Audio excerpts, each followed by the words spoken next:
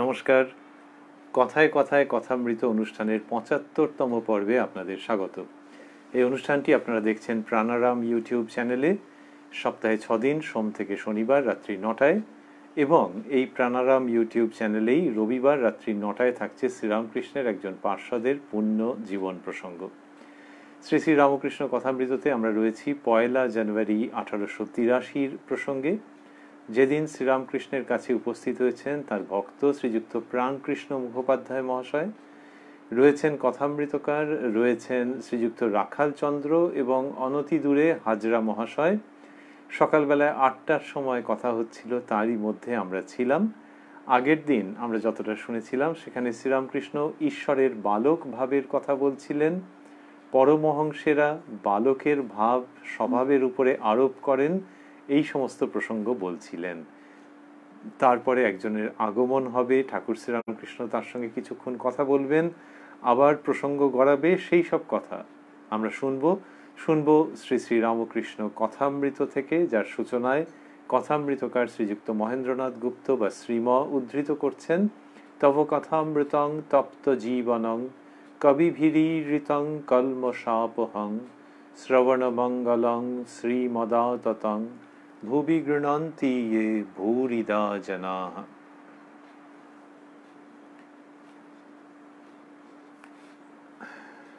আগরপাড়া হইতে একটি ২০-২২ বছরের ছোকরা আসিয়াছেন। মাস্টারমশাই এটি লিখছেন, ওই যে আগে পরমহংস বালক স্বভাব এইসব কথা হয়েছে, তারপরেই এটি রয়েছে। ছেলেটি যখন আসেন ঠাকুরকে ইশারা করিয়া নির্জনে লইয়া যান ও চুপি চুপি মনের কথা কন। তিনি নূতন যাতায়াত করিতেছেন। আজ ছেলেটি কাছে আসিয়া মেঝেতে বসিয়াছেন। শ্রীরামকৃষ্ণ ছেলেটির প্রতি, আরোপ করলে ভাব বদলে যায়। প্রকৃতি ভাব আরোপ করলে ক্রমে কামাদি রিপু নষ্ট হয়ে যায়, ঠিক মেয়েদের মতন ব্যবহার হয়ে দাঁড়ায়। যাত্রাতে যারা মেয়ে সাজে তাদের নাইবার সময় দেখেছি মেয়েদের মতো দাঁত মাজে কথা কয়। তুমি একদিন শনি মঙ্গলবারে এসো। শ্রীরামকৃষ্ণের সঙ্গে ওই যুবক, তার কি কথা হয়েছে সেটা জানার উপায় নেই, মাস্টারমশাইও সেইভাবেই লিখেছেন। শুধু ঠাকুর শ্রীরামকৃষ্ণ তাকে বলছেন যে আরোপ করলে ভাব বদলে যায়। আরোপ মানে ওই কামনা বাসনা, সেটিকে দমন করবার জন্যে, সেটির অপনয়নের জন্যে মেয়েদের ভাব আরোপ করা। এটি ভারতবর্ষের ধর্ম সাধনার একটি দিক, প্রচলিত দিক। তো সেটি বললেন যে আরোপ করলে ভাব বদলে যায়, প্রকৃতি ভাব আরোপ করলে ক্রমে কামাদি রিপু নষ্ট হয়ে যায়। তাহলে কামাদি রিপু নষ্ট হয়ে যায়, এটা কে করতে চাইছেন? এটা করতে চাইছেন তিনিই, যিনি ধর্মপথে এগোচ্ছেন, যার ক্ষেত্রে কামাদি এগুলি রিপু বলে গণ্য হচ্ছে। যার মনে হচ্ছে এটি, যার মনে হচ্ছে না তার হচ্ছে না, কিন্তু যার মনে হচ্ছে যে এই কামনা বাসনা তাকে এগোতে দিচ্ছে না, তার এগোনোর পথটা রুদ্ধ হয়ে যাচ্ছে, তিনি এইরকম পথ অবলম্বন করছেন।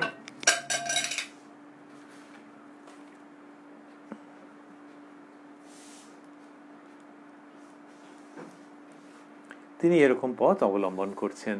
তো সেই যার পক্ষে কামনা বাসনার জায়গাটি ওরকম মনে হচ্ছে যে সেখানটাতে ওটা তার পথের বিঘ্ন, তিনি ওইরকমভাবে কামনা ওই রিপুকে দমন করতে চাইছেন, রিপুকে নষ্ট করে অপনয়ন করতে চাইছেন। তা সেইটির জন্য সুতরাং এখানে ওরকম কোনো প্রসঙ্গ নেই যে এটা একটা জোর করে কোনো ব্যক্তি নিজেকে কোনো একটা অবদমন করছেন, এরকম নয়। যার কিনা মনে হচ্ছে যে ওই যে কামনা বাসনার পেছনে মন ছুটছে, তাতে তার সেই একাগ্রতা পাচ্ছেন না ধর্মজীবন যাপনের জন্য, এটি তার জন্যে কথা। আর ধর্মজীবনের মধ্যে ওটা বলা হচ্ছে যে কামনা বাসনার ঊর্ধ্বে না উঠতে পারলে হবে না। কামনা বাসনা মানে শ্রীরামকৃষ্ণ কি সুন্দর করে বুঝিয়েছেন যে কামনা বাসনা করলে করবে, কিন্তু আরো বড় আকারে করবে। ছোটখাটো আসক্তির মধ্যে আটকে থাকবে কেন, বদ্ধ হয়ে থাকবে কেন? কামনা বাসনা করলে সেই তাকে পাওয়ার কামনা করবে, বাসনা থাকবে, যাকে পেলে আর কিছু পাওয়ার থাকে না। তো সেই রকম যখন করবে তখন অন্য যেগুলো ছোটখাটো মানুষকে আটকে রাখে সেইগুলোর থেকে মুক্ত হতে হবে। সেইগুলোর থেকে মুক্ত হওয়ার জন্যই এরকম আরোপ তার মধ্যে বলছেন।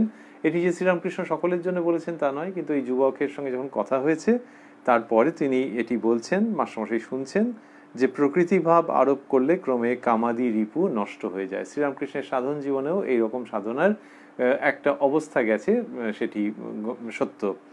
ঠিক বলছেন যে ঠিক মেয়েদের মতন ব্যবহার হয়ে দাঁড়ায়, তাহলে মেয়েদের মতো ব্যবহার হয়ে দাঁড়াচ্ছে এবং সেখান থেকে কামনা বাসনা সেটা চলে যাচ্ছে প্রকৃতি ভাব যখন আরোপ করা হচ্ছে। যাত্রাতে এবার মজা করে বললেন যে ওই যে আরোপের ফলে কিরকম হয়ে যায়, যাত্রাতে যারা মেয়ে সাজে তাদের নাইবার সময় দেখেছি, মানে সেই ছেলেরা তাদের নাইবার সময় দেখেছি মেয়েদের মতো দাঁত মাজে কথা কয়, এটি শ্রীরামকৃষ্ণ বলছেন। তাহলে ওই প্রকৃতি ভাব ভেতরে আরোপ করলে লোকে বলে অপোজিট সেক্স এবং সেই অ্যাট্রাকশন। তো এই অপোজিট বলে যদি কিছু না থাকে, অপোজিশন বলে যদি কিছু না থাকে, তাহলে তো আর কোনো প্রশ্ন নেই। তা সেইখান থেকে ওই আরোপের ভাব যে অপোজিশন, বিপরীত লিঙ্গ, সেই বৈপরীত্যের জায়গাটাকে যদি ইভেন করে দেওয়া যায়, তাহলে আর ওই আকর্ষণটা এই সাধক বা সাধিকাকে বিরক্ত করবে না। তাহলে পুরুষের দিক থেকে বলা যে এরকম এরকম করলে সেই সাধক তখন ওই আকর্ষণের হাত থেকে মুক্ত হয়ে যাবেন। তো সেই জন্য প্রকৃতি ভাব আরোপ করার কথা শ্রীরামকৃষ্ণ বলছেন। বললেন তুমি একদিন শনি মঙ্গলবারে এসো। শনি মঙ্গলবার শ্রীরামকৃষ্ণ মধুবার এরকম বলতেন, মায়ের বার, এবং সেই দিনকে আসতে বলছেন যে সেই দিনকে সেই ছেলেটি, সেই যুবকটি এলে তার কল্যাণ হবে, শ্রীরামকৃষ্ণ তার সঙ্গে হয়তো একান্তে কথা বলবেন, এরকম হতে পারে। এইবার ঘরের মধ্যে যারা ছিলেন তাদের প্রসঙ্গ আসছে। আমরা বলছিলাম প্রাণকৃষ্ণ মুখোপাধ্যায় মহাশয় ছিলেন, মাস্টারমশাই তো ছিলেনই, রাখালচন্দ্র ছিলেন। শ্রীরামকৃষ্ণ প্রাণকৃষ্ণের প্রতি কথা বলছেন। মাস্টারমশাই লিখছেন প্রাণকৃষ্ণের প্রতি।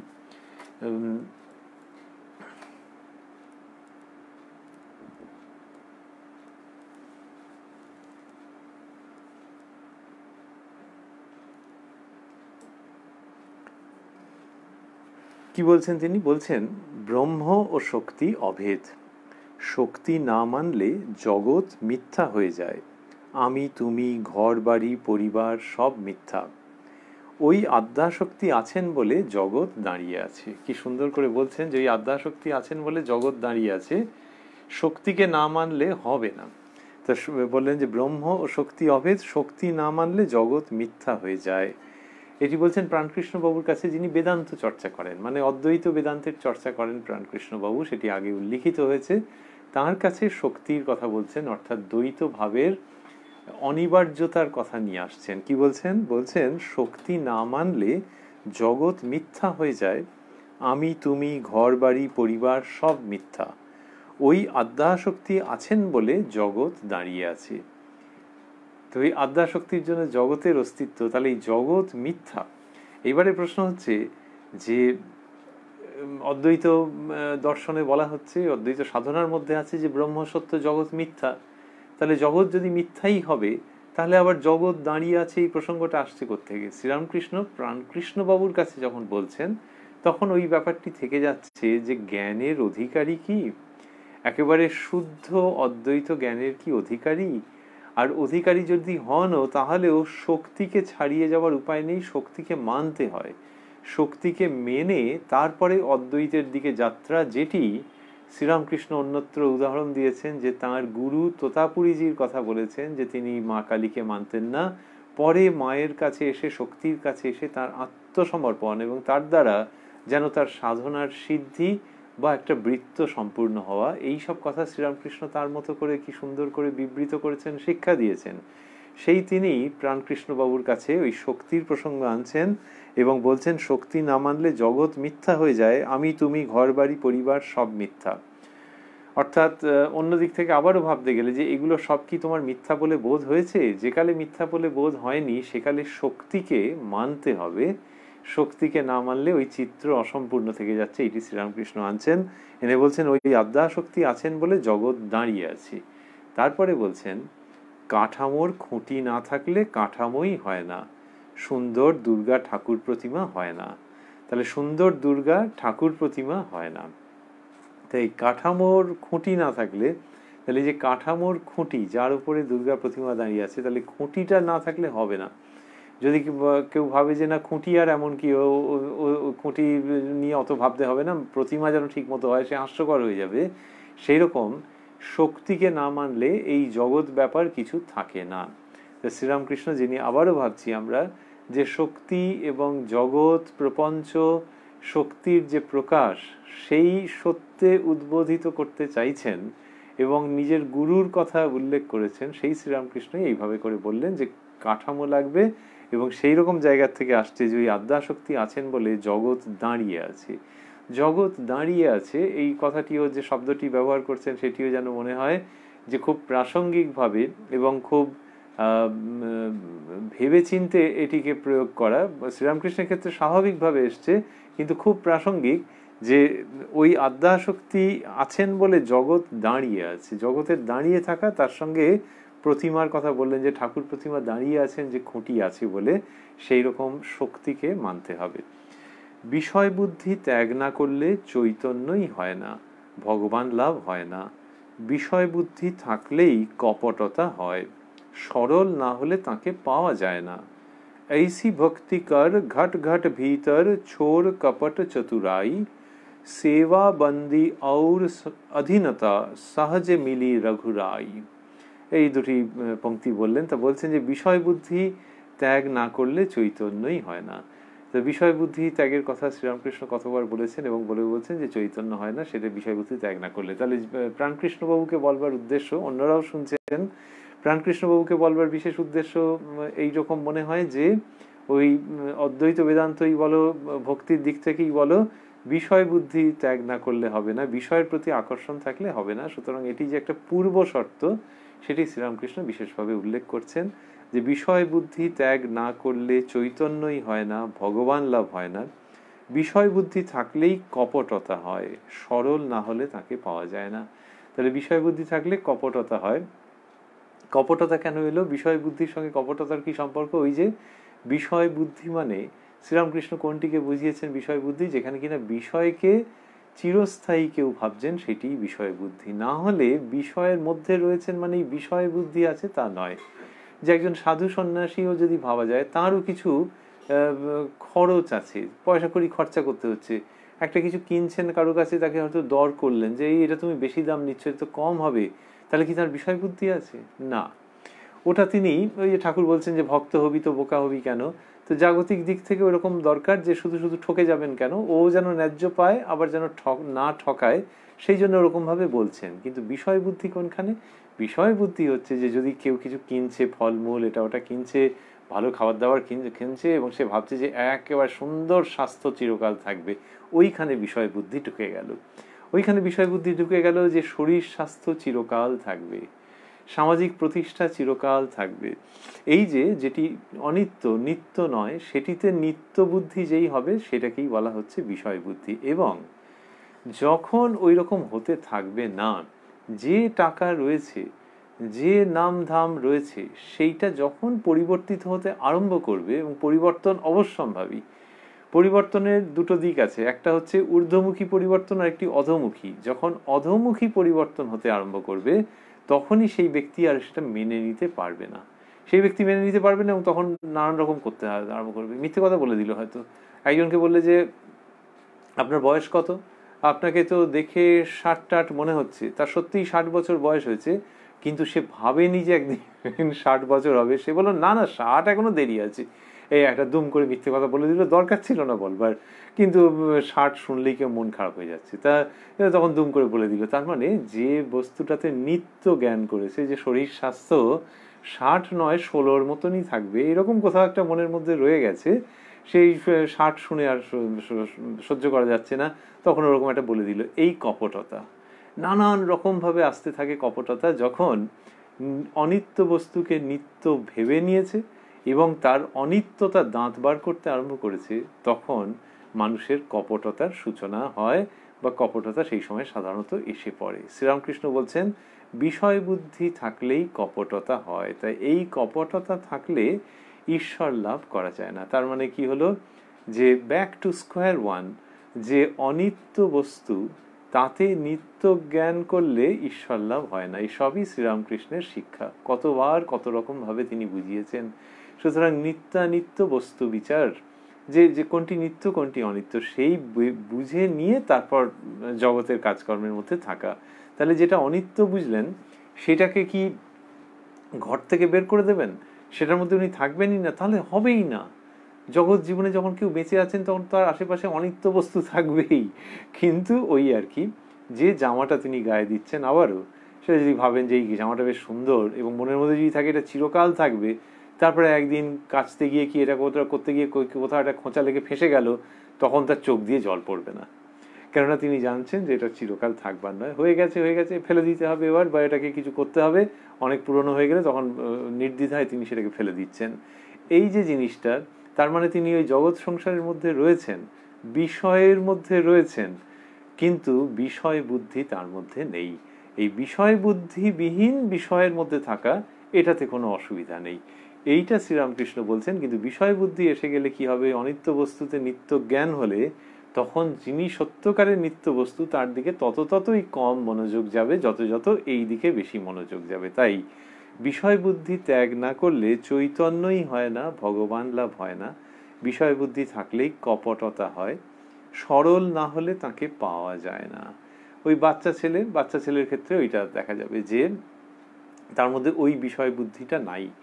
তো বড়রা হয়তো বাচ্চা যে তার শৈশব, সেই শৈশবটাকে প্রলম্বিত করতে চান, যে বেশি বয়স হয়নি, আগে ছিল হাফ টিকেট, বললে যে না ওর এখনো 3.5 হয়নি, আর সে বললে এই তো আমার সেদিন 5 বছরের জন্মদিন হলো, কেলেঙ্কারির কথা।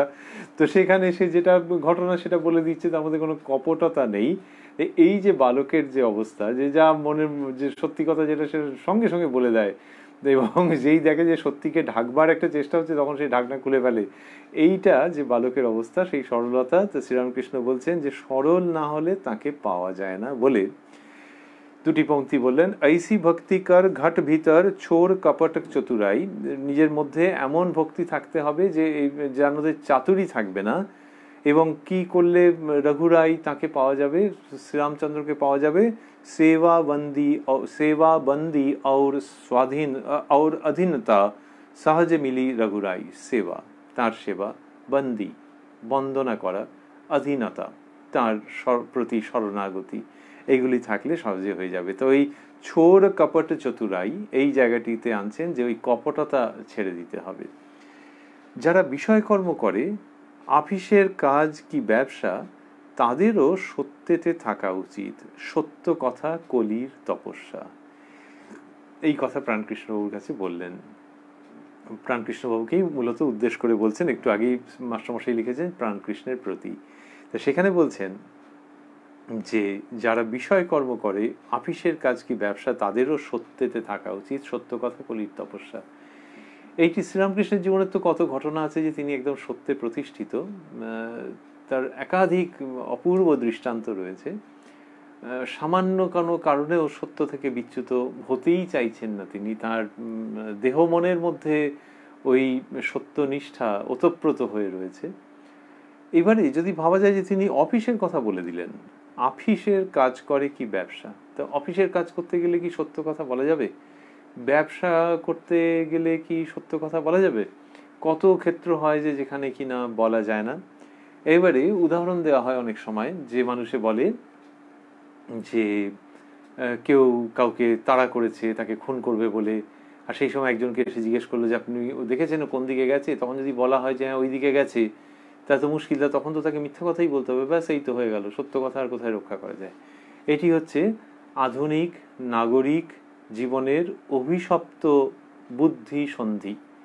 কেন না, ওই উদাহরণটি দিয়ে যদি মানুষকে বলা হয় যে ব্যাস তার মানে মিথ্যে কথার পারমিশন সব খুলে গেল, তাহলে অসুবিধে আছে। কেন না, এমন তো নয় যে মানুষের জীবনে রোজ এইটা ঘটছে যে কে বা কারা এসে বলছে যে ওই লোকটি কোথায়, তাকে গিয়ে খুন করবে। এটা একটা প্রথমত হচ্ছে কল্পিত উদাহরণ, আর দ্বিতীয়ত হচ্ছে যে যদি সেরকম ঘটে এবং সেই সময় যদি মানুষটি মিথ্যা কথা বলেন, তাহলে আমাদের ভাবতে ইচ্ছে করে যে কোনো দোষ হবে না, কারণ ওটি ব্যতিক্রমী। একটা মানুষের জীবনে ওরকম হয়েছে কি না, কারুর জীবনেই হয়নি, যে বলছে যে শুনছে কারুর জীবনেই হয়নি, তাহলে কার জীবনে হয়েছে? খুঁজে হয়তো দেখা গেল 3000টা লোককে খোঁজা হলো, কারুর জীবনে এরকম হয়নি।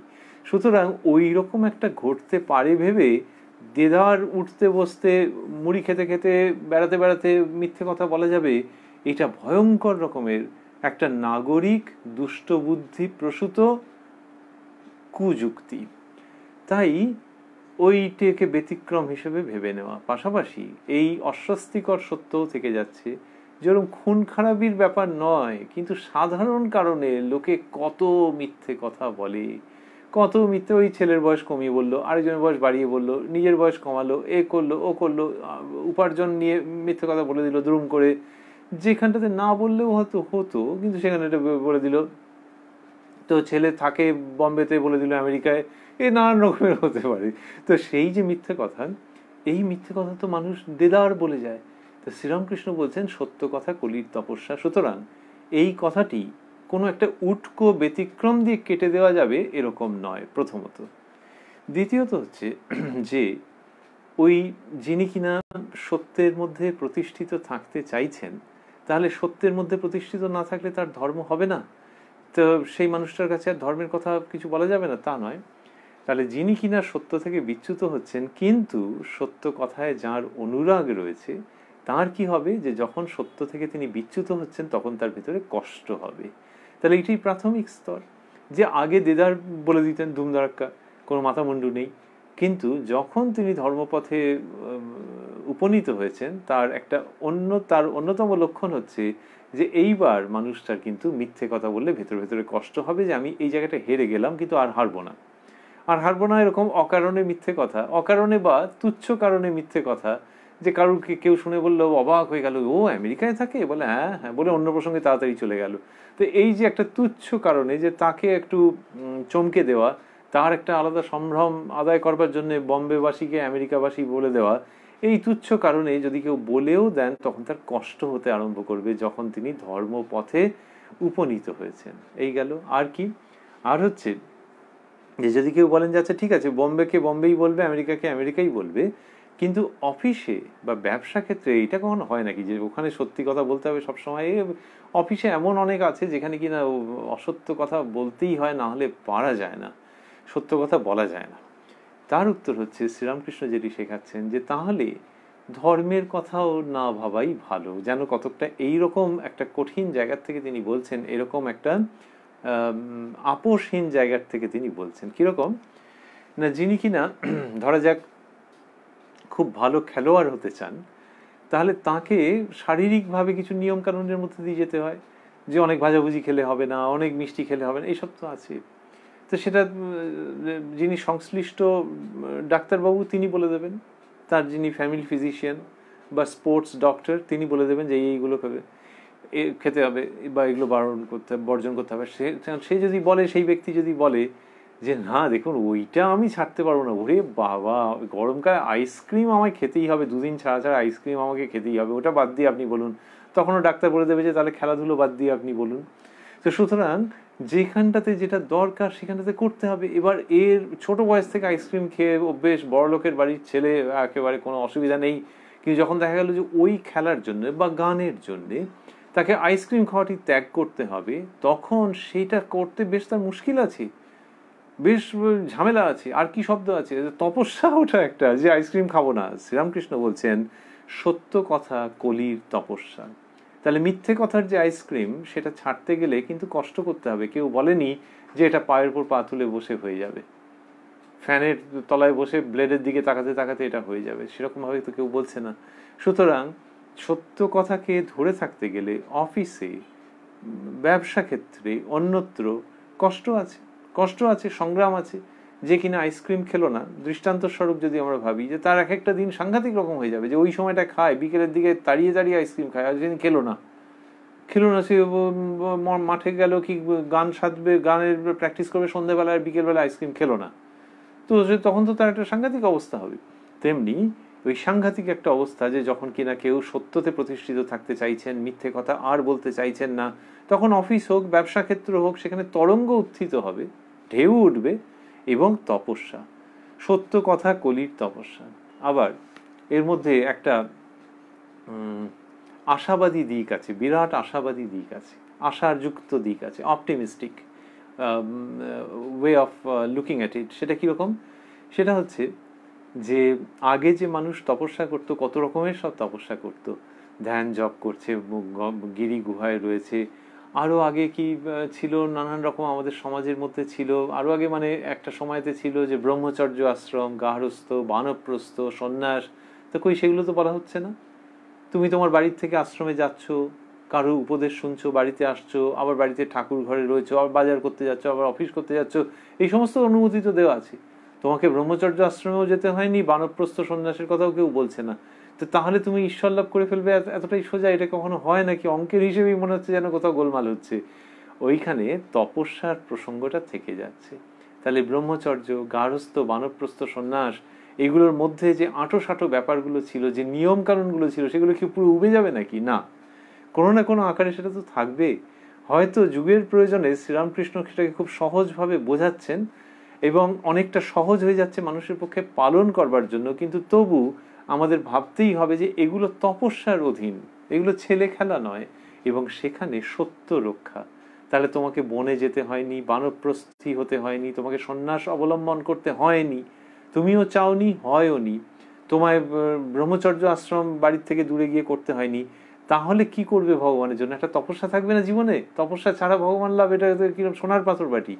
সেই তপস্যা হচ্ছে যে সত্য রক্ষা। এটি আশাব্যঞ্জক দিক, অপটিমিস্টিক একটা সাইড। কেন না, এটার জন্য আর ওই রকম করতে হলো না, বনে গিয়ে তোমাকে আশ্রমে থাকতে হলো না, কিন্তু তোমার অফিসে, তোমার ব্যবসা ক্ষেত্রে তুমি সত্য রক্ষা করবার জন্য যা কিছু করলে, তাতে লোকে তোমাকে টিটকারি মারলো, লোকে বললো যে ধুর, এই অচল লোক, এর জন্য আমাদের ঝামেলা হয়ে যাচ্ছে। 2-4 দিন তোমার সঙ্গে খুব বিরোধিতা করলো, হলো, সেইটাই তপস্যা। ব্যবসা ক্ষেত্রে তুমি একটু লোকের তির্যক মন্তব্য শুনলে, সেটা ঘরে বাইরে, যে এইটুকুনি মিথ্যে কথা বলতে বাবুর নাকি আটকাচ্ছে, কিন্তু সেটাকেও যিনি হজম করে যাচ্ছেন, সেইটা তপস্যা। সেটা তপস্যা, সেটা ঈশ্বরের জন্য তপস্যা। তাহলে বনে যিনি কিনা ফলমূল খাচ্ছেন, তার প্রচুর স্যাক্রিফাইস আছে, ত্যাগ আছে, সেই ত্যাগ করে একটা সংযত জীবন যাপন করছেন। আর এখানে ত্যাগ আছে। এখানে ত্যাগটা কি? কেউ টিটকিরি দিল, কেউ বললে যে এইসব লোক সংসার জীবনে অচল, এইসব কথাগুলোকে হজম করে যাওয়া, এইসব কথার জন্য যে প্রতিক্রিয়া হওয়ার কথা, সেগুলোকে ত্যাগ করে দেওয়া, এইটি কলির তপস্যা। সত্য কথা কলির তপস্যা মানে সত্যে যিনি প্রতিষ্ঠিত থাকবেন, তার জীবন মোটেও সুখের নয়, তার জীবনের মধ্যে প্রচুর সংগ্রাম আছে। সেই সংগ্রামটা মূলত মানসিক স্তরের সংগ্রাম। যেখানে 500 টাকা উপার্জনের উপায় ছিল, সেখানে হয়তো 280 টাকা তিনি উপার্জন করলেন। তার ফলে তরঙ্গের অভিঘাত তৈরি হবে না? হবে, কিন্তু তারও মধ্যে মানুষটি সত্যে প্রতিষ্ঠিত আছেন। আর শ্রীরামকৃষ্ণের একটি মহাবাণী আছে যে কারোর যদি আন্তরিক ঈশ্বরে ভক্তি থাকে, তাহলে সকলেই তার অনুকূল হয়ে যায়, সহায় হয়। যেমন রাজা, দুষ্টলোক, স্ত্রী, অর্থাৎ সবাই তাকে আস্তে আস্তে বুঝবে যদি কেউ আন্তরিক ঈশ্বরের প্রতি ভক্তি সম্পন্ন হয়। তাহলে তার সঙ্গে এই সত্য রক্ষাকে যদি মেলানো যায়, তাহলে দেখা যাবে যে এটা একটা খুব সমৃদ্ধ এবং সামূহিক আনন্দপূর্ণ দর্শন, যার মধ্যে সংগ্রাম রয়েছে, কিন্তু সেই সংগ্রামের যে সুফল ফলবে সেটাও কম বলা নেই, সুন্দর করে বলা আছে। অতএব এই সত্য কথা বা সত্য রক্ষা, এটি কলির তপস্যা। সেইটা শ্রীরামকৃষ্ণ যে বলছেন সত্য কথা কলির তপস্যা, এটি শ্রী শ্রী রামকৃষ্ণ কথামৃতের অসামান্য শক্তিশালী প্রাসঙ্গিক যুগোপযোগী অধ্যাত্ম বাক্যগুলির অন্যতম। অধ্যাত্ম বাক্য, এটি ঈশ্বরের দিকে নিয়ে যাচ্ছে। আবার কি সহজ সুন্দর করে বললেন, এবং যুগোপযোগী, কারণ বলছেন সত্য কথা কলির তপস্যা।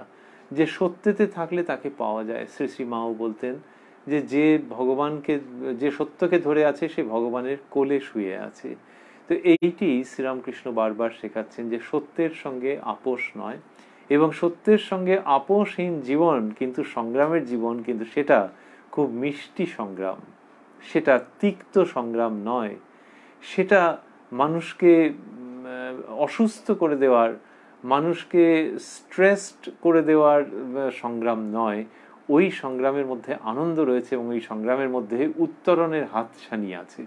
শ্রীরামকৃষ্ণ সেইটি দেখাচ্ছেন, বলছেন সত্য কথা কলির তপস্যা বলে। যখন এটি বলেছেন, তারপরে প্রাণকৃষ্ণবাবু কথা বলছেন। তিনি এই সত্য কথা কলির তপস্যা, এটিকে মাস্টারমশাই বোল্ড অক্ষরে দিয়েছেন। তারপর প্রাণকৃষ্ণবাবু বলছেন মহানির্বাণতন্ত্র। মহানির্বাণতন্ত্র আমাদের শাস্ত্রের একটি অসাধারণ প্রকরণ গ্রন্থ। তো সেই মহানির্বাণতন্ত্র থেকে বলছেন প্রাণকৃষ্ণবাবু, अस्मिन् धर्मे महेशी स्यात् सत्यवादी जितेन्द्रियः परोपकार निरतो निर्विकारः सदाशयः। এইটির আছে মহানির্বাণতন্ত্রে, প্রাণকৃষ্ণবাবু এটি বললেন মহানির্বাণতন্ত্রে এরূপ আছে। শ্রীরামকৃষ্ণ হ্যাঁ, ওইগুলি ধারণা করতে হয়।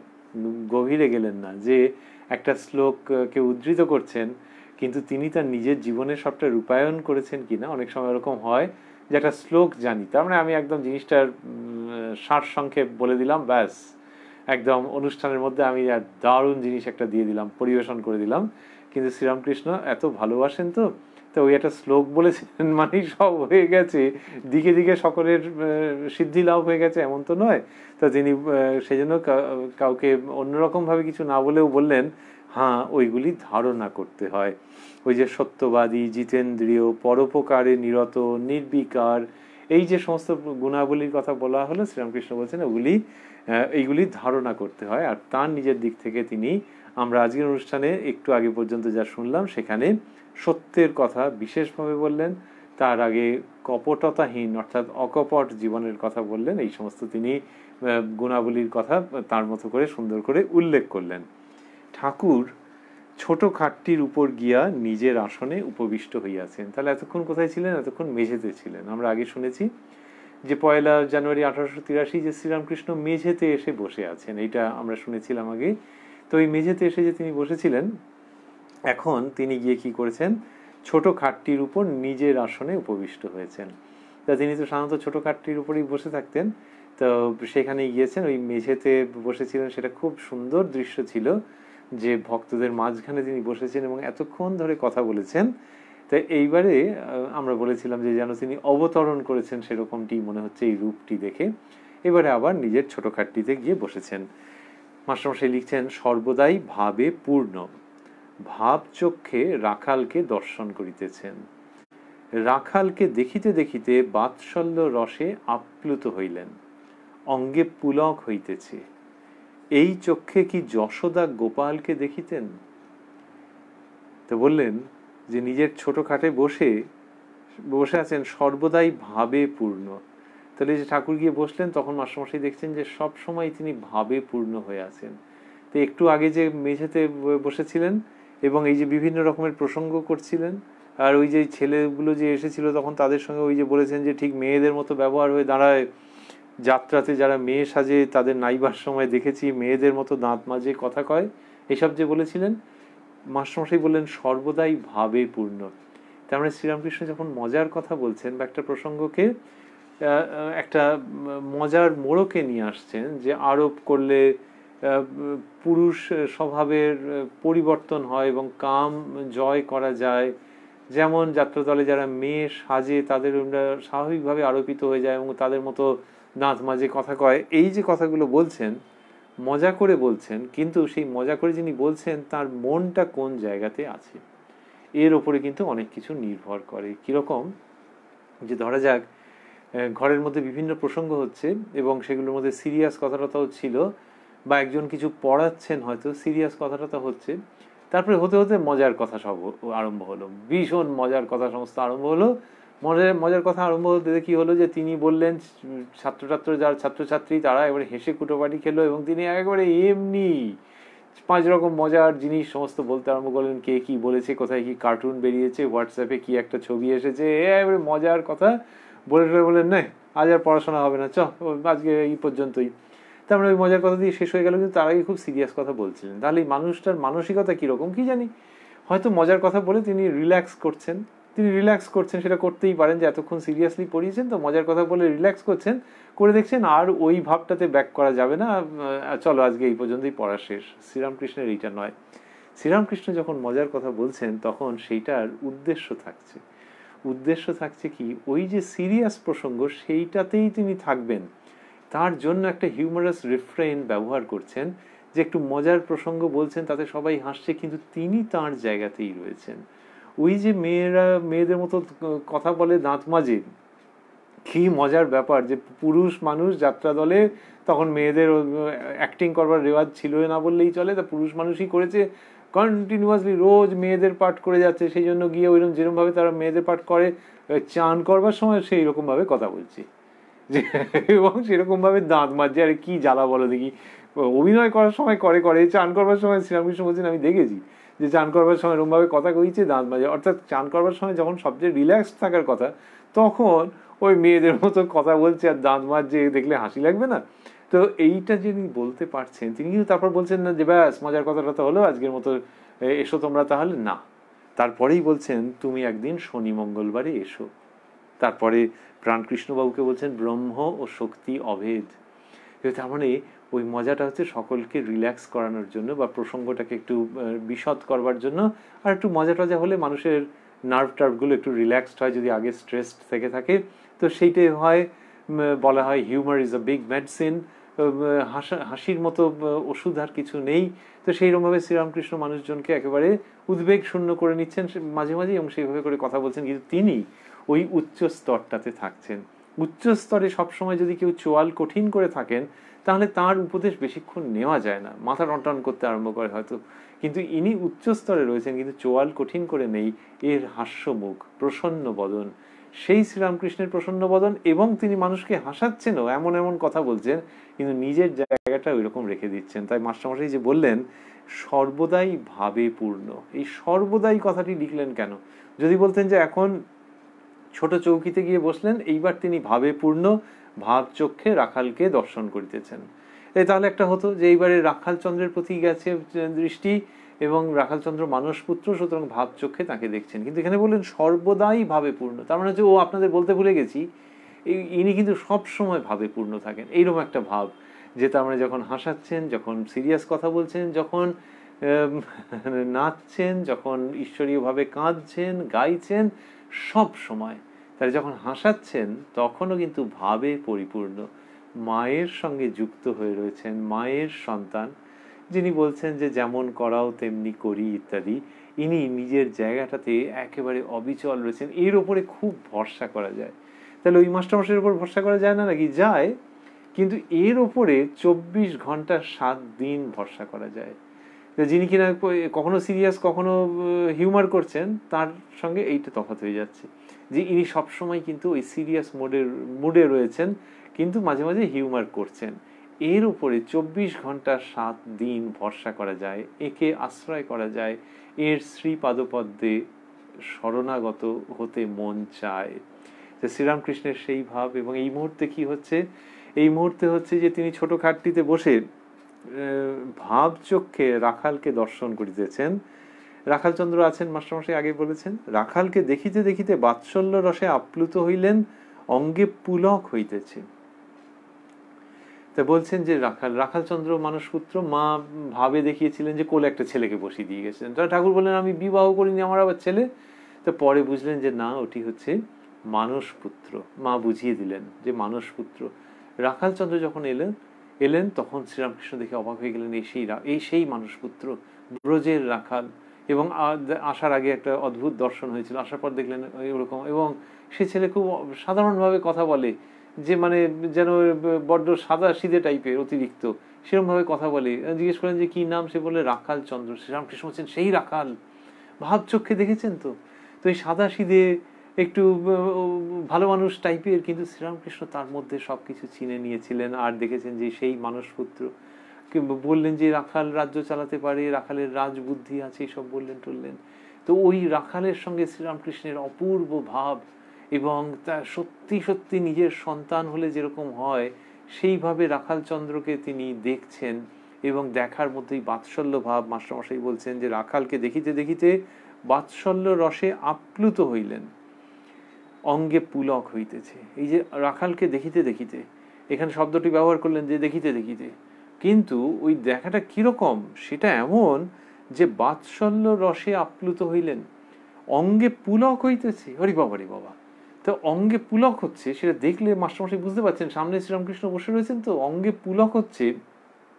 শ্রীরামকৃষ্ণ পুলকিত হচ্ছেন রাখালচন্দ্রকে দেখে, এবং তার মধ্যেই বাৎসল্য ভাব। এই যে দেখিতে দেখিতে, এই শব্দটি ব্যবহার করেছেন বটে, দুটো শব্দ, কিন্তু তার আগেই বলেছেন ভাব চক্ষে রাখালকে দর্শন করিতেছেন। তাহলে যিনি সর্বদাই ভাবে পরিপূর্ণ, তিনি ভাব চক্ষে বা ভাবচক্ষে রাখালকে দর্শন করিতেছেন। তো শ্রীরামকৃষ্ণ এই কম বয়সী ছেলে রাখালকে দর্শন করিতেছেন, এইটা আগে বলে নিয়েছেন। তারপরে বর্ণনার মধ্যে ওই শব্দগুলো এসেছে, কিন্তু শ্রীরামকৃষ্ণ রাখালকে দর্শন করিতেছেন, যে ব্রজের রাখাল তাকে ওই যে দেখা, যদিও মানুষ পুত্র, কিন্তু মাস্টারমশাইয়ের এই শব্দটি আমাদেরকে নাড়া দিয়ে যাচ্ছে, আমাদেরকে ভাবাচ্ছে, আমাদেরকে ওই ভাবটিকে অনুধাবন করতে অনুপ্রাণিত করছে, যে শ্রীরামকৃষ্ণ যখন রাখালচন্দ্রের দিকে দেখছেন, তখন দেখছেন শব্দটা একটু কেমন কেমন শোনাচ্ছে, বাস্তবিক তিনি রাখালচন্দ্রকে দর্শন করছেন। কারণ শুধু তো রাখালকে দেখছেন না, আরো অনেক কিছু দেখছেন, সবটা মিলে দর্শন। তারপরে বাক্যের মধ্যে ওইটি এলো, বাক্য ওই শব্দ দুটি, রাখালকে দেখিতে দেখিতে বাৎসল্য রসে আপ্লুত হইলেন, অঙ্গে পুলক হইতেছে। এই চক্ষে কি যশোদা গোপালকে দেখিতেন?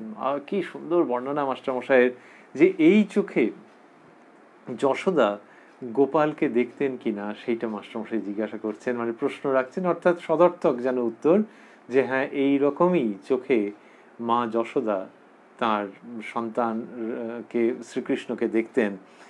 এই চোখে কি যশোদা গোপালকে দেখিতেন? এই কথা মাস্টারমশাই বললেন। এটা তার একটি অপূর্ব সংযোজন। দেখিতে দেখিতে আবার ঠাকুর সমাধিস্থ হইলেন। ঘরের মধ্যস্থ ভক্তেরা অবাক ও নিস্তব্ধ হইয়া ঠাকুর শ্রীরামকৃষ্ণের এই অদ্ভুত ভাবাবস্থা দর্শন করিতেছেন।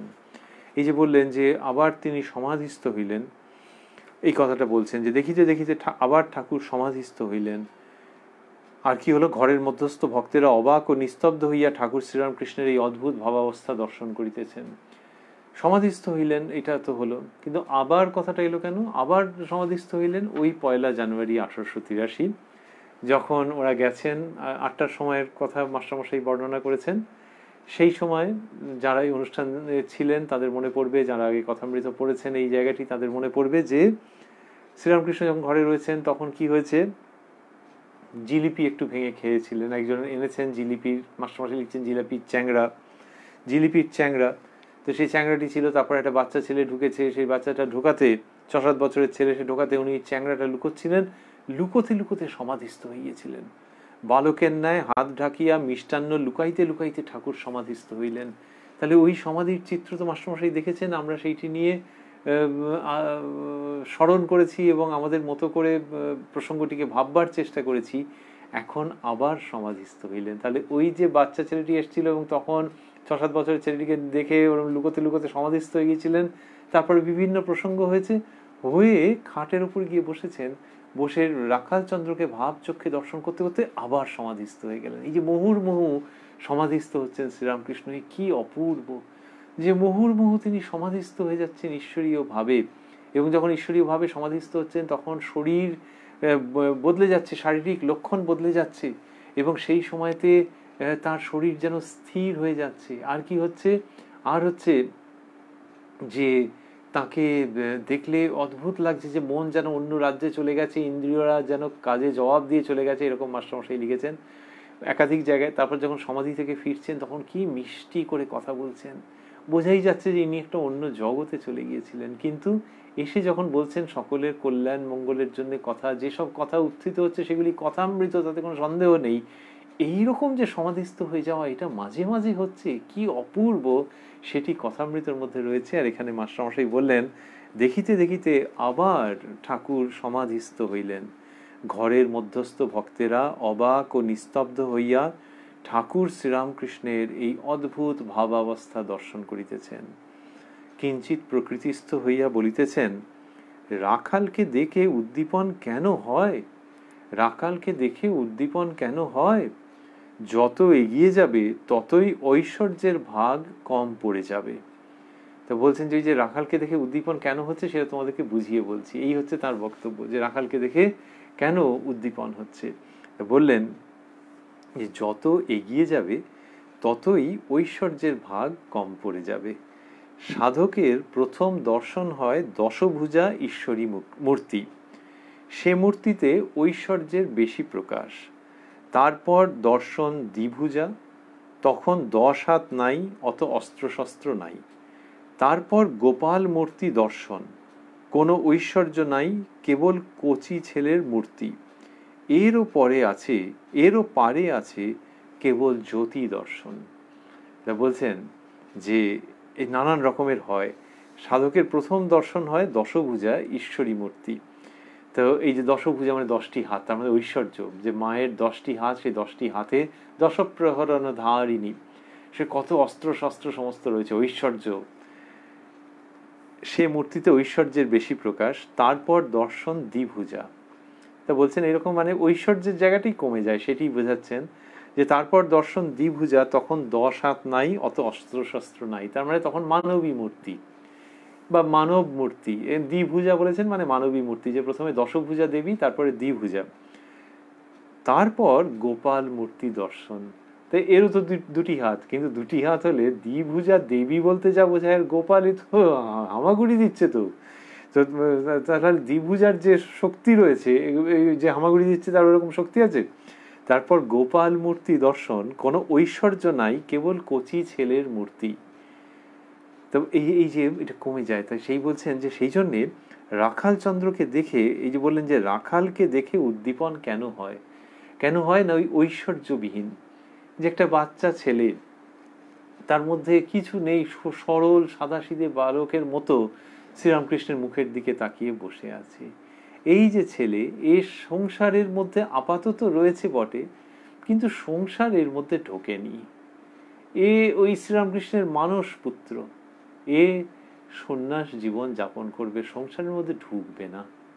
তাহলে সন্ন্যাস জীবন যাপন করবে, ত্যাগের ভাবে ভাবিত, কিন্তু বাচ্চা ছেলের মতো ভাব, ত্যাগের কোনো অহংকার নেই, ওটা তার অঙ্গের ভূষণ। এই যেমন গোপাল, তার অঙ্গের ভূষণ হচ্ছে যে তিনি জগতের চালক, তিনি জগতের অধীশ্বর, সেই রকম ভাবে তো ভক্তেরা ভাবেন, কিন্তু সে সেইটা সম্পর্কে সচেতন নয়, সে ননি টনি খাবে বলে খুব ব্যস্ত হয়ে আছে। তো সেই রকম এই রাখালচন্দ্র, তার মধ্যে এই সমস্ত কত গুণাবলী, সে মানস পুত্র, আর সে একেবারে একটা সিধে সাদা বাচ্চা ছেলের মতো, তাই তাকে দেখে উদ্দীপন হচ্ছে। রাখালকে দেখে উদ্দীপন কেন হয়, যত এগিয়ে যাবে ততই ঐশ্বর্যের ভাগ কম পড়ে যাবে। তো তার মানে শ্রীরামকৃষ্ণের ক্ষেত্রে হচ্ছে ওইটি, যে ওই ঐশ্বর্য না হলেও চলবে, রাখালকে দেখেই ওই উদ্দীপন হচ্ছে। না হলে হতে পারে যে দেবদেবীকে দেখে কারোর ঈশ্বরীয় ভাবের উদ্দীপন হতে পারে, আর সামনে একটা ছেলে বসে আছে, একে দেখে উদ্দীপন হচ্ছে, কেননা ওই ঈশ্বরের দিকে এগোলে তখন আর ঐশ্বর্য লাগে না, ঐশ্বর্য দেখেও উদ্দীপন, আবার যেখানে ঐশ্বর্যের প্রকাশ নাই সেখানে উদ্দীপন, সেটি শ্রীরামকৃষ্ণ উল্লেখ করছেন। সেই সঙ্গে সঙ্গে এর মধ্যে দিয়ে রাখালচন্দ্রের দৈবী চরিত্রের অনিবার্য এবং অপূর্ব এবং অমোঘ আভাস পাওয়া যাচ্ছে শ্রীরামকৃষ্ণ যখন এইসব কথা বলছেন। শুধু বলতে বলতে বললেন যে তারপর গোপাল মূর্তি দর্শন, কোনো ঐশ্বর্য নাই, কেবল কচি ছেলের মূর্তি, এরও পারে আছে কেবল জ্যোতি দর্শন। যখন এগিয়ে যাচ্ছে তখন ওই তারপরে আর ওই গোপাল মূর্তি দর্শন হচ্ছে, তারপর জ্যোতি দর্শন হচ্ছে। তার মানে কেউ যদি আরো এগিয়ে যান, এগিয়ে যে যেতেই হবে সেরকম ভাবে শ্রীরামকৃষ্ণ বলছেন না, কেননা তিনি সাকার নিরাকার দুই রকমেরই কথা বলেছেন, কিন্তু কেউ যদি আরো এগিয়ে যান তখন তার ওই কেবল জ্যোতি দর্শন হবে। কিন্তু জ্যোতি দর্শন যে সকলেরই হবে তেমন নয়, যেমন সকলেরই দশভুজা তারপর দ্বিভুজা এরকম ভাবে নয়, কিন্তু শ্রীরামকৃষ্ণ ওটি উদাহরণ দিলেন যে ঐশ্বর্য কম পড়ে যাবে। তেমনি জ্যোতি দর্শন মানে হচ্ছে কি, এই রূপও যেন অরূপে মিলিয়ে যেতে চাইবে, এইটি তিনি ইঙ্গিত করছেন অপূর্বভাবে, কিন্তু ঐশ্বর্য কমে যাচ্ছে। তিনি নানান রকম করেছেন, তিনি অসুর নিধন করেছেন, এই সব করেছেন, বিরাট বিরাট বিরাট বিরাট, সেইভাবে করে আর ভাবতে ইচ্ছে লাগছে না। তখন ধীরে ধীরে ধীরে ধীরে পুরোটা সংহত চিন্তার মধ্যে একটি চলে আসছে, এবং পরে সেই রূপটিও যেন সেই জ্যোতির মধ্যে গিয়ে কোথায় মিশে গেল, এইরকম হয়ে যাচ্ছে। বলে শ্রীরামকৃষ্ণ বলছেন যে তাকে লাভ হলে, তাতে সমাধিস্থ হলে জ্ঞান বিচার আর থাকে না। জ্ঞান বিচার আর কতক্ষণ, যতক্ষণ অনেক বলে বোধ হয়, যতক্ষণ জীব জগৎ আমি তুমি এসব বোধ থাকে। যখন ঠিক ঠিক এক জ্ঞান হয় তখন চুপ হয়ে যায়, যেমন ত্রৈলঙ্গ স্বামী। এই কথা বললেন। জ্ঞান বিচার থাকছে না মানে ওই যে বিচার করে করে মানুষ এগোয়, দুটো দিক আছে। একটা হচ্ছে নিজের মনে মনে বিচার করে, আরেকটি হচ্ছে যে অন্যের সঙ্গেও বিচার এবং তর্কে প্রবৃত্ত হয়, লজিক্যাল ডায়ালগ, সেই তর্কে প্রবৃত্ত হয়, কিন্তু সেটা আর থাকে না যখন তাকে লাভ করা যায়। তাহলে জ্ঞান বিচার আর কতক্ষণ, যতক্ষণ অনেক বলে বোধ হয়, আর যখন একত্বের বোধ হয়ে যায় তখন আর জ্ঞান বিচার থাকে না। যতক্ষণ জীব জগৎ আমি তুমি এসব বোধ হয়, যখন ঠিক ঠিক এক জ্ঞান হয় তখন চুপ হয়ে যায়, যেমন ত্রৈলঙ্গ স্বামী। ওই যখন একত্বের বোধ আসছে তখন আর সেই ব্যক্তি জ্ঞান বিচার করছেন না।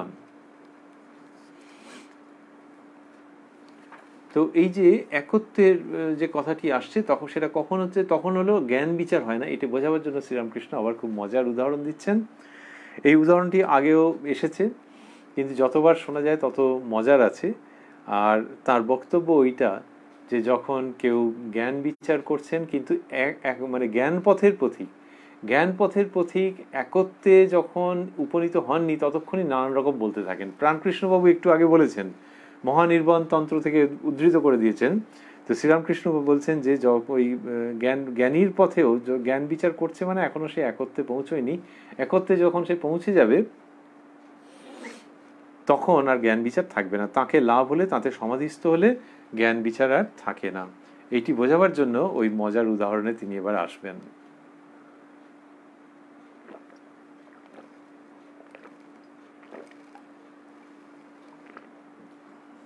বলছেন,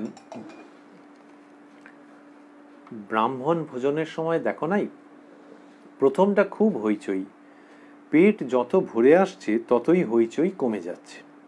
যখন দধিমুন্ডি পড়ল তখন কেবল সুপসাপ, আর কোনো শব্দ নাই। তারপরই নিদ্রা সমাধি, তখন হইচই আর আদৌ নাই। তো এই ব্রাহ্মণ ভোজন যখন খাওয়া দাওয়া হচ্ছে তখন প্রথমটা খুব হইচই, যে অনেক চিৎকার চেঁচামেচি হচ্ছে। চিৎকার চেঁচামেচি মানে ওই অন্যত্র বলছেন এরকম লুচিয়ান লুচিয়ান এরকম সব শব্দ হয়, যে মানে কি দেরি যে করছে, কি জানি কোথায় রাঁধছে, কে করছে। আর এই লোকগুলোও বলছি, আরে তোরা বসলে তবে তো শুরু হবে, ব্যাচ শুরু হবে এখনকার ভাষায়, তো পঙ্গত শুরু হবে। আর সেই বলে চেঁচামেচি করে যারা রাঁধছে তাদের ওপরে তর্জন গর্জন করছে, যে লোকগুলো ঘুরে বেড়াচ্ছে তাদেরকে ধরে ধরে পাকড়ে নিয়ে বসাচ্ছে। এই সে একটা সাংঘাতিক কাণ্ড। পেট যত ভরে আসছে ততই হইচই কমে যাচ্ছে। যখন দধিমুন্ডি পড়লো তখন কেবল সুপসাপ, তখন তার মানে ওই যখন ক্রমশ খাওয়া শেষ হয়ে যাচ্ছে তখন আর আওয়াজ টাওয়াজ নেই, দধিমুন্ডি পড়লো। শ্রীরামকৃষ্ণ সুপসাপ বলছেন, মাস্টারমশাই লিখেছেন এরকম, সুপসাপ মানে তিনি হয়তো এই আওয়াজ করেছিলেন, কিন্তু ওই মাস্টারমশাই লিখবার সময় সে কী করে করবেন, তা লিখেছেন যে সুপসাপ মনে হয়। কারণ শ্রীরামকৃষ্ণ এত নকল করে বলতে পারতেন এবং সেগুলো এত অবিকল হতো আসলের সঙ্গে, অনেকেই সেই কথা লিখে গেছেন যে হাসি চেপে রাখা যায় না। তাহলে এই সুযোগ কি তিনি ছেড়েছেন আমরা জানি না। তো এখানে বলছেন যে তখন এরকম হলো, আর কোনো শব্দ নাই, তো কোনো শব্দ টব্দ কিছু নাই। তো তখনকার দিনে দধিমুন্ডিতে তবু এরকম একটু আওয়াজ হতো, এখনকার দিনে লোকে শেষের দিকে আইসক্রিম টাইসক্রিম খায় তখন কোনো আওয়াজ, তো সেই সময় আর আওয়াজ বেরোবে না। আইসক্রিমের সময় একেবারে চুপচাপ একদম। তখন ওই দধিমুন্ডি হতে তাদের লিকুইড একটা ব্যাপার ট্যাপার থাকতো, সেই জন্য একটুখানি আওয়াজ হতো, এখন আর নয়। তারপরই নিদ্রা সমাধি, তখন হইচই আর আদৌ নাই। এইটি শ্রীরামকৃষ্ণ বলছেন, বলছেন যে যখন ওই একত্বের বোধ যখন হয়ে যায়, অর্থাৎ প্রাপ্তি।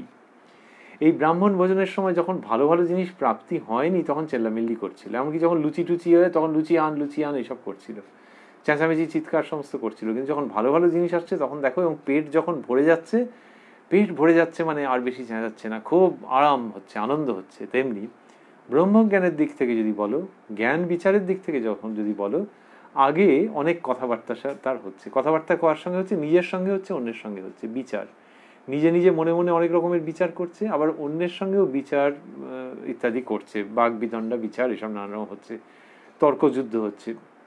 কিন্তু যত ভেতরে বস্তু লাভ হচ্ছে তত ওই সমস্ত কথোপকথন কমে যাচ্ছে নিজের ভেতরে এবং অন্যের সঙ্গে। বললেন যে তারপরই নিদ্রা সমাধি, তখন হইচই আর আদৌ নাই। এই যে নিদ্রা বলেছেন বলে তার সঙ্গে সমাধি কথাটি বলে দিলেন। এই যে শ্রীরামকৃষ্ণ একটা ভাবে রয়েছেন, ওই যে মাস্টারমশাই বলছেন সর্বদাই ভাবে পূর্ণ। সর্বদাই ভাবে পূর্ণ না থাকলে এইভাবে কখনো বলা যায় যে ব্রাহ্মণ ভোজন এবং সেখানে দধিমুন্ডি সুপসাপ এসব বলেছেন, বলছেন তারপরেই নিদ্রা সমাধি।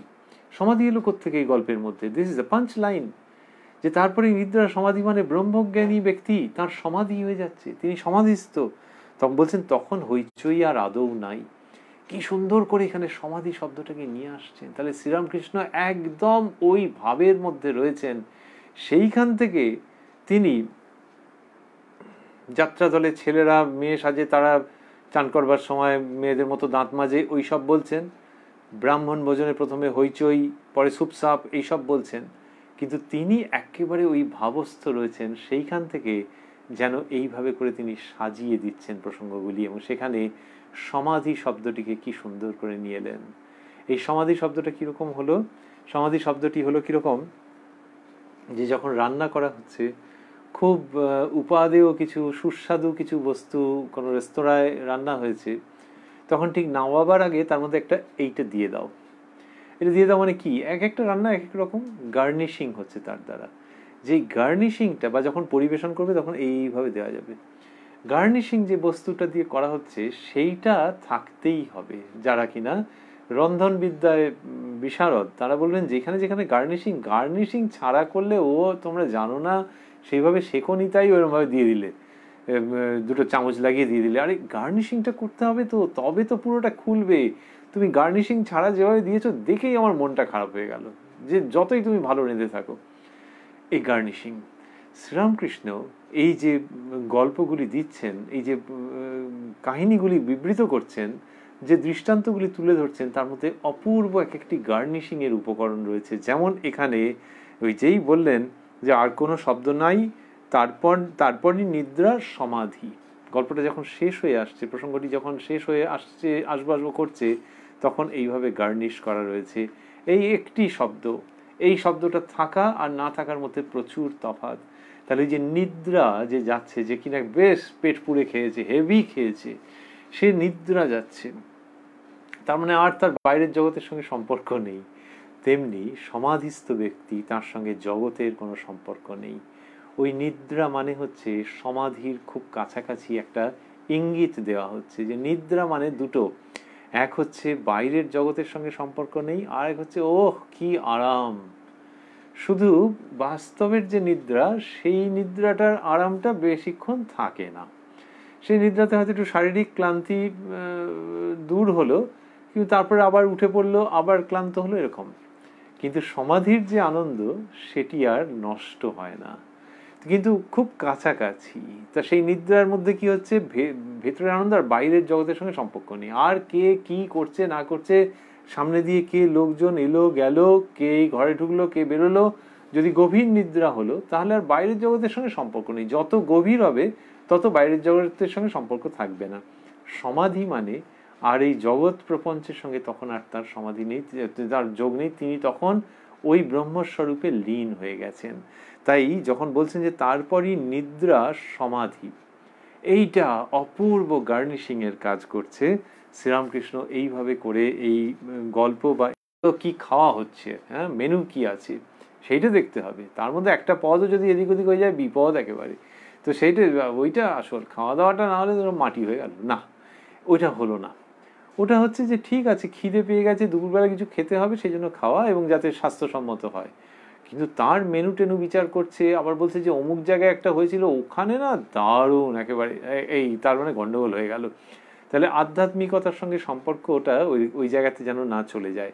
তো ব্রাহ্মণ ভোজন, ব্রাহ্মণদের খাওয়ানো হচ্ছে, ওরে বাবরে লুচি টুচি আসেনি বলে যা চেঁচামেচি করছে, হলো না। যথার্থ ব্রাহ্মণ যখন হবেন তখন কি হবে, তখন হচ্ছে যে ওই যে ভোজনের আগে যে প্রথমে চেঁচামেচি জ্ঞান বিচারে ও তা নানান রকম থাকবে, থাকতে থাকতে যথার্থ ব্রাহ্মণ যিনি, তিনি ওই জায়গাটাতে গিয়ে উপনীত হবেন যখন সেই সত্যে প্রতিষ্ঠিত হয়ে যাবেন, এবং তখন তার আর তর্কের প্রবৃত্তি থাকবে না। এই ব্রাহ্মণ ভোজন অপূর্ব, যে এইটি তো ব্রাহ্মণের ভোজ্য, যে যেখানে কিনা তিনি সেই সত্য বস্তুকে লাভ করতে চাইছেন। সেটা এমনকি যদি অদ্বৈতের দিক থেকে ভাবা হয়, দ্বৈতের দিক থেকে ভাবা হয়, যে যত সেই তার আকাঙ্ক্ষিত, তার অভীষ্ট, তার ইষ্টের দিকে যত এগিয়ে যাবেন তত কথা বন্ধ হয়ে যাবে। এই ব্রাহ্মণকে চাই, তিনি চট্টোপাধ্যায় হন, চক্রবর্তী হন, দাস বোস যাই হন না কেন, তিনি হিন্দু হন, অন্য কোনো ধর্মের মানুষ হন, দেখা হচ্ছে যে দৃষ্টিতে সেটা হচ্ছে যে ব্রাহ্মণত্ব একটা ভাব, এবং সেই ভাবটা যখন আসে তখন তার ভোজ্য কি থাকে, তার আহার কি হয়, সেটা এই রকম হয় যে তিনি বিচার করতে করতে, জগৎ সম্পর্কে তিনি বিশ্লেষণ করতে করতে ক্রমশ ক্রমশ ক্রমশ ক্রমশ নিজের আনন্দে বিভোর হয়ে যান, এবং সেই আনন্দের মধ্যে বিভোর থাকে জগতের নড়াচড়া, জগতের আসক্তির আন্দোলন, জগতের মোহের বিক্ষেপ তাকে বিচলিত করতে পারে না। এই ব্রাহ্মণত্ব চাই। শ্রীরামকৃষ্ণ সেটি যখন ব্রাহ্মণ ভোজন বলছেন তখন সেরকম একটা অপূর্ব ইঙ্গিত যেন তার মধ্যে থেকে পরিস্ফুট হয়ে উঠছে। আমরা ওই সব কথা শুনছি, আর একটুখানি শুনবো, শুনে আমরা শেষ করব। আমরা রয়েছি কথায় কথায় কথামৃত অনুষ্ঠানে, যেটি সম্প্রচারিত হচ্ছে প্রাণারাম ইউটিউব চ্যানেলে। সপ্তাহে 6 দিন, সোম থেকে শনিবার রাত্রি 9টার সময় শুরু হয়, আর রবিবার দিন ওই প্রাণারাম ইউটিউব চ্যানেলেই রাত্রি 9টার সময় থাকে শ্রীরামকৃষ্ণের একজন পার্ষদের পূর্ণ জীবন প্রসঙ্গ। যতটা শুনেছিলাম তারপরেই মাস্টারমশাই লিখছেন, মাস্টার ও প্রাণকৃষ্ণের প্রতি অনেকে ব্রহ্মজ্ঞানের কথা কয়, অনেকে ব্রহ্মজ্ঞানের কথা কয়, কিন্তু নিচের জিনিস লয়ে থাকে, ঘর বাড়ি, টাকা, মান, ইন্দ্রিয় সুখ। তা এটার মধ্যে দুঃখ আছে যে ব্রহ্মজ্ঞানের কথা বলছে কিন্তু নিচের জিনিস নিয়ে থাকে, ঘর বাড়ি, টাকা, মান, ইন্দ্রিয় সুখ, এইগুলো নিয়ে রয়েছে, অথচ ব্রহ্মজ্ঞানের কথা বলছে নিচের জিনিস, লোয়ার লেভেল। এই যে নিচের, এই কথাটাকে কি সুন্দর করে নিয়ে আসছেন। বলছেন, মনুমেন্টের নিচে যতক্ষণ থাকো ততক্ষণ গাড়ি ঘোড়া সাহেব মেম এইসব দেখা যায়। উপরে উঠলে কেবল আকাশ সমুদ্র ধুধু করছে। তখন বাড়ি ঘোড়া গাড়ি মানুষ এসব আর ভালো লাগে না, এসব পিঁপড়ের মতো দেখায়। এইরকম কথা বললেন। এখানে আমরা শেষ করব। এটি আমরা রয়েছি 134 পৃষ্ঠায়, উদ্বোধন কার্যালয়ে প্রকাশিত শ্রী শ্রী রামকৃষ্ণ কথামৃতের 134 পৃষ্ঠায়, 1 জানুয়ারি 1883 প্রসঙ্গে। তা বললেন, অনেকে ব্রহ্মজ্ঞানের কথা কয় কিন্তু নিচের জিনিস লয়ে থাকে। বলতে বলতে বলছেন, মনুমেন্টের নিচে যতক্ষণ থাকো ততক্ষণ গাড়ি ঘোড়া সাহেব মেম এইসব দেখা যায়। কি সুন্দর বর্ণনা, যে মনুমেন্টে যখন উপরে উঠে গেছো তখন বলছেন যে অন্য জিনিস দেখা যায় আর এসব ভালো লাগে না। তো প্রথমে কি দেখা যাচ্ছে, প্রথমে গাড়ি ঘোড়া সাহেব মেম এসব এনেছেন। বলবার মধ্যে ওই আমরা বলছিলাম যে অপূর্ব গার্নিশিং আছে। গাড়ি ঘোড়া সাহেব মেম, তার মানে বেশ ভোগের জগৎ, ঝিকমিক ঝিকমিক করছে, নানান রকম আকর্ষণ রয়েছে, আর কি চাই, গাড়ি ঘোড়া সাহেব মেম সব এসে গেছে। তো এইসবগুলো দেখা যাচ্ছে মনুমেন্টের নিচে। মনুমেন্ট কোথায়? এখনকার হিসেবে স্প্ল্যানেডে। তো ওই তখনকার একদম সাহেবদের পাড়া, সেখানে তো গাড়ি ঘোড়া সাহেব মেম এইসবই তো দেখা যাবে। তো শ্রীরামকৃষ্ণ সেখানে নিয়ে গেছেন এবং সেখানে মনুমেন্ট। এইবার উপরে উঠলে কেবল আকাশ সমুদ্র ধুধু করছে। আকাশ সমুদ্র ধুধু করছে, এটা আরেক ধরনের গার্নিশিং। ধুধু করছে লোকে কোথায় বলে, যে বিশাল প্রান্তর, বিরাট মাঠ ধুধু করছে, দেখতে তো চমৎকার লাগে। শ্রীরামকৃষ্ণ সেদিকে নিয়ে এসে বললেন, উপরে উঠলে কেবল আকাশ সমুদ্র ধুধু করছে। তো এখানে সমুদ্র কোথায়? নদী ধরে নেওয়া যাক, যে বিস্তীর্ণ নদী, অথবা সমুদ্রের ধারে যদি কোনো থাকে মনুমেন্ট, যেখানে নিচে গাড়ি ঘোড়া আছে, গোয়ার কোনো একটা স্পট ধরা যাক, তো নিচে গাড়ি ঘোড়া রয়েছে, আর সাহেব মেম রয়েছে, নানান রকম সব রয়েছে, আর তারপর মনুমেন্টের উপরে উঠে গেছে। উপরে উঠে গিয়ে আকাশ সমুদ্র ধুধু করছে। নাও, সমুদ্র ধুধু করছে, আকাশ ধুধু করছে, কি চমৎকার শব্দ, ধ্বনি, ব্যঞ্জনা ব্যবহার করা হচ্ছে। যেটা মাঠ প্রান্তর, সেখানে ধুধু করছে, যেখানে বলা হয় আকাশ ধুধু করছে, কি অপূর্ব প্রকাশ, ব্যঞ্জনা। সমুদ্র ধুধু করছে, তার মানে বিস্তীর্ণ, অপার, অনন্ত বলে মনে হচ্ছে। সেইটি মনুমেন্টের উপর উঠলে দেখা যাচ্ছে ওই রকম সমুদ্র আকাশ ধুধু করছে। কবি শ্রীরামকৃষ্ণের উক্তি। শ্রী শ্রীরামকৃষ্ণ কথামৃত, যার মধ্যে আধ্যাত্মিকতার সঙ্গে কাব্যের অভূতপূর্ব মেলবন্ধন ও আনন্দপূর্ণ সহাবস্থান। তো সেখানে তিনি বললেন যে এইরকম হচ্ছে, আকাশ সমুদ্র ধুধু করছে, তখন বাড়ি ঘোড়া গাড়ি মানুষ এসব আর ভালো লাগে না, এসব পিঁপড়ের মতো দেখায়। তার পিঁপড়ের মতো দেখাচ্ছে, ছোট্ট ছোট্ট দেখাচ্ছে। এটা সত্যি কথাই যে উপরে উঠলে ছোট ছোট দেখাবে, কিন্তু তার সঙ্গে যেটা তিনি বলছেন, কতদূর পর্যন্ত ওটা দেখেছেন। আর শুধু দেখে এইরকম ভাবে একটার সঙ্গে আরেকটাকে সংশ্লিষ্ট করা যায় না বলেই আমাদের মনে হয়। এই ভগবান কথা বলছেন, বা তিনি যেরকম বলতে ভালোবাসতেন যে মা রাস ঠেলে দেন, তার রাস ঠেলে না দিলে বা ভগবান স্বয়ং কথা না বললে এইভাবে মেলানো যায় যে ওই সব বাড়ি ঘোড়া গাড়ি মানুষ এগুলো পিঁপড়ের মতো দেখাচ্ছে। আচ্ছা, পিঁপড়ের মতো দেখাচ্ছে সে তো বুঝলাম, যে কেউ একটুখানি উঁচুতে উঠেছে, এখনকার দিনে একটা কোনো বড় মাল্টি স্টোরি বিল্ডিংয়ে যদি ওঠে তাহলে নিচেরগুলো সত্যি পিঁপড়ের মতো দেখাবে। তখন তো ওরকম ছিল না, মনুমেন্টের উদাহরণ এসছে। কিন্তু বলছেন যে এসব আর ভালো লাগে না, এইটি চমৎকার, যে বাড়ি ঘোড়া গাড়ি মানুষ ভালো লাগছে না কখন? যখন আকাশ সমুদ্র দেখতে পাওয়া যাচ্ছে। এইখানটাতে হচ্ছে মুন্সিয়ানা, এইখানটাতে হচ্ছে বার্তা, এইখানটাতে হচ্ছে সোনালী সম্ভাবনা, উচ্চতাজনিত সম্ভাবনা। জ্ঞানের দ্বারা, ভক্তির দ্বারা, অনুভবের দ্বারা যে উচ্চতা আসে, সেখানকার স্বর্ণ সম্ভাবনা কি না আর ভালো লাগে না। কোনটা? বাড়ি ঘোড়া গাড়ি মানুষ। তাহলে ওই যে নিচে ভালো লাগছিল, হ্যাঁ ভালো লাগছিল। ধরা যাক নিচে যখন রয়েছে, তখন দুটো লোক, একটা লোক গাড়ি থেকে নামতে যাচ্ছিল, পাশ দিয়ে একটা সাইকেল করে যাচ্ছিল, কি একটা হয়েছে একেবারে লেগে গেছে, সব তাড়াতাড়ি তাড়াতাড়ি করে দেখছি, ওরে বাপরে লেগে গেছে, ঝামেলা লেগে গেছে, এই বুঝি মারলো, আরে বাবা রে বাবা। তাকে তুমি তখন তার খিদে পেয়ে গেলেও তাকে তুমি টেনে আনতে পারবে না, ওই দেখছে একেবারে যে দুটো লোকের মধ্যে হেভি ঝগড়া লেগে গেছে, আর কি কি বলান বলছে, আর প্রচুর ভিড় হয়ে গেছে। এইবার যেই সে মনুমেন্টে উঠলো এবং সমুদ্র দেখতে পারলো, আকাশ দেখতে পারলো, তখন নিচে যেগুলো একে তো পিঁপড়ের মতো দেখাচ্ছে, ছোট ছোট হয়ে গেছে, আর একটা লোকের সঙ্গে একটা লোকের কি বচসা হচ্ছে, দূর ওইসব দেখতে কেউ ভালো লাগে নাকি? ওই দেখ সমুদ্র দেখা যাচ্ছে, ওই দেখ আকাশ দেখা যাচ্ছে। তার মানে নিচে যেগুলো দেখা যাচ্ছে ওইগুলোকে দেখতে পেলেও ওই পিঁপড়ের মতো দেখতে পাচ্ছে, পিঁপড়ের মতো। তার মানে ওগুলো অত্যন্ত ক্ষুদ্র হয়ে যাচ্ছে, দৃশ্য তো ক্ষুদ্র হচ্ছে, আক্ষরিক অর্থে ক্ষুদ্র হচ্ছে, এবং মনের কাছেও ক্ষুদ্র হচ্ছে, মনের চাহিদার কাছে কিচ্ছু নেই। আর নয়, ওগুলো পিঁপড়ের মতো।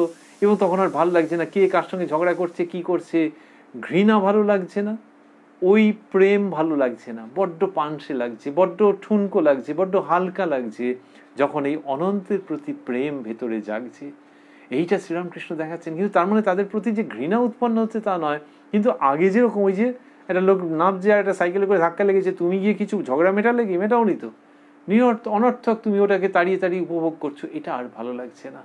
ভালো লাগছে না যখন ওপর থেকে ওইটা দেখছে। সুতরাং ভেতরের ওইখানকার যে মোহজনিত যে আকর্ষণ, অজ্ঞানতাজনিত যে ঘর্ষণ, এবং যে বিরোধিতা, যে সংগ্রাম, যে প্রতিদ্বন্দ্বিতা, ভালো লাগছে না যখন সমুদ্র দেখা যাচ্ছে, আকাশ দেখা যাচ্ছে। সুতরাং যখন কিনা ওই ব্রহ্মজ্ঞানের প্রসঙ্গ আসছে, ঈশ্বরীয় আনন্দের কথা আসছে, তখন কি হচ্ছে? তখন ওই নিচু স্তরে যেগুলো যেগুলো যেগুলো নিয়ে আগে মানুষ মেতে থাকতো, কাউকে জড়িয়ে ধরতে যেত, কাউকে দূর দূর করে সরিয়ে রাখতো, কোনো ক্ষেত্রে অকারণে উত্তেজিত হয়ে যেত, কোনো কোনো ক্ষেত্রে বিলাসের মধ্যে থাকতো এবং সময়ের অপচয় করত, সেই সব আর ভালো লাগছে না, মন উচ্চ স্তরে উঠে যাচ্ছে। এই অপূর্ব বাণী শ্রীরামকৃষ্ণ আনছেন। যখন ওই প্রাণকৃষ্ণবাবু মাস্টারমশাই এদের সঙ্গে কথা হচ্ছে এবং হতে হতে ব্রাহ্মণ ভোজনের কথা হলো, এবং সেইখান থেকে বললেন অনেকে ব্রহ্মজ্ঞানের কথা কয় কিন্তু নিচের জিনিস লয়ে থাকে। যে নিচের জিনিস লয়ে থাকা, এটা যে কত হাস্যকর, সেটাই মনুমেন্টের প্রসঙ্গ তুলে আনছেন। এবং সেখান থেকে বলছেন, তার মানে বোঝা যাচ্ছে যে এখানে ইঙ্গিত হচ্ছে যে ব্রহ্মজ্ঞান বলো, ভক্তির পথ বলো, যেই তুমি উঠতে আরম্ভ করবে, শ্রীরামকৃষ্ণ অন্যত্র উদাহরণ দিয়েছেন যে মনের 7টি ভূমি, প্রথমে লিঙ্গগুজ্জ নাভিতে থাকে, কুলকুণ্ডলিনী শক্তি, তারপর তার ঊর্ধ্বায়ন হয়। তাই যত তুমি ওপর দিকে উঠতে আরম্ভ করবে, তত নিচের জিনিসকে তোমার অকিঞ্চিতকর বলে মনে হবে। এই জায়গা পর্যন্ত আমরা পড়ছি, আর ভাবছি কালকে আপনাদের সঙ্গে এই অনুষ্ঠানে ঠাকুরের ইচ্ছায় মিলিত হবে রাত্রি 9টায়। আর আমরা বলছিলাম যে আধুনিক কালে মাল্টি স্টোরিড অ্যাপার্টমেন্ট বিল্ডিং, তাতে অনেক ওপরে উঠে যাওয়া যায়, আবার এমনি কি করে যাবে লোকে, নিচে সিকিউরিটি গার্ড, তারপর এখন এই করোনার আবহ, তো সেখানে তো এখন আর যে যার বাড়ি তাকেই উঠতে গেলে হয়তো 3 দফা পরীক্ষার মধ্যে দিয়ে উঠতে হয়। আর কেউ যদি বলে এমনি উঠে দেখবো, তাহলে এখন আর ওইসব ভুলে যাওয়াই ভালো। আর মনুমেন্ট, সেখানে তো পারমিশন অনেক আগেই বন্ধ হয়ে গেছে। তাহলে অনেক ওপরে উঠে দেখবে, এটা কোথায় হবে? অন্য কোনো স্টেটে, ব্যাস হয়ে গেল, এই বছরে ভুলে যান মশাই, এরকম একটা অবস্থা যে অন্য স্টেটে গিয়ে আপনি মনুমেন্টে উঠবেন। শ্রী শ্রী রামকৃষ্ণ কথামৃত আমাদের অনন্ত মনুমেন্টে যেন নিয়ে চলে যায়। একটা মনুমেন্ট কম পড়ে যাবে, অনেক অনেক মনুমেন্টের উচ্চতায় নিয়ে যায় যখন আমরা শ্রী শ্রী রামকৃষ্ণ কথামৃতের মধ্যে থাকি। কথামৃতের আলোচনা, অনুধ্যান, কেউ বলছে, কেউ শুনছে, কেউ ইউটিউবে দেখছেন, কেউ অন্য কোনো রকমভাবে কিছু হচ্ছে, কেউ আপন মনে বই পড়ছেন। এই কথামৃতের চর্চা যখনই মানুষে করছেন, তখনই অবশ্যম্ভাবীভাবে তিনি মনুমেন্টের উচ্চতায় উঠে যাচ্ছেন। মনুমেন্ট বলতে আমরা যা যা জানি সেগুলোর থেকে অনেক অনেক বেশি উচ্চতায় উঠে যাচ্ছেন। এবং তখন ওই যে শ্রীরামকৃষ্ণ বললেন যে বাড়ি ঘোড়া গাড়ি মানুষ, এই শব্দগুলোই কীরকম কীরকম নয়েজি মনে হচ্ছে, শুনতে ভাল লাগছে না। সেরকম এই জাগতিক যে আসক্তিপূর্ণ অবস্থান সেগুলোকে ভালো লাগে না। আর কি, আর হচ্ছে যে ধরা যাক নিচে একটা মানুষ, তার উল্টো দিকের বাড়িতে যে চৌধুরী বাবু থাকেন বা অন্য কেউ থাকেন, তাকে দু চোখে দেখতে পায় না, দেখলেই রাগ ধরে, লোকটাকে দেখলে সহ্য করা যায় না। এরকম যদি বা হয়েও থাকে, কিন্তু তারপরে যখন কিনা ওই মনুমেন্টের ওপরে তিনি উঠে যাবেন, তখন ওই চৌধুরী বাবুকেই যখন দেখবে যে গুটগুট করে লোকটা বেরিয়েছে, তখন আর ওই অসূয়া থাকবে না। ভেতরের মধ্যে ওই ভাবটা, ওই প্রচন্ড প্রতিদ্বন্দ্বিতা এবং প্রচন্ড একটা বিদ্বেষ, সেইটা থাকবে না। এই যে প্রক্সিমিটির জন্য যেটা হচ্ছে, কাছাকাছি থাকবার জন্য যেটা হচ্ছে যে দেখলে রাগ ধরে যায়, একবারে গাপিত্তি চলে যায়, যখন ওপরে একটা উচ্চতায় চলে যাবেন তখন আর সেই ভাবটি থাকবে না।